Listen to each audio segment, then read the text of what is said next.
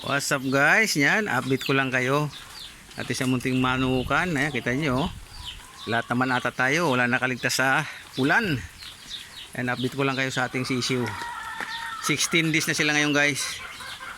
Ayan, ating sisiw dito. Ayan, nakakulambo yan. Dati nandun sila sa dulo. Linipat ko at medyo malaki-laki dito. 16 days na sila. Ayan o. Yan. Yung patukaan nila, linagyan ko ng kahoy sa ilalim, ni-screw ko para hindi nila matataob yung kainan nila. At ito, ang ating dini-DIY na teka, madilim. DIY na painuman. Yan, kusa lang bababa yan.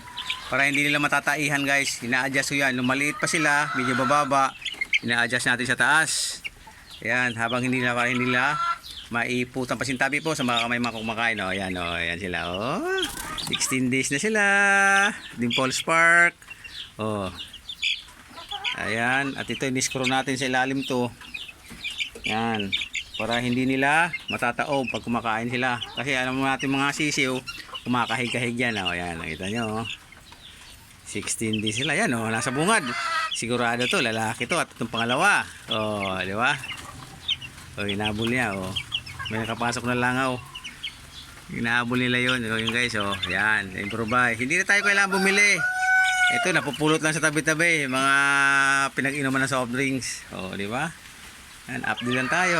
Yan, kain na kayo. Sa gabi, binabalik natin yung naglimlim sa kanila. Si Kulit. Nandito si Kulit, oh.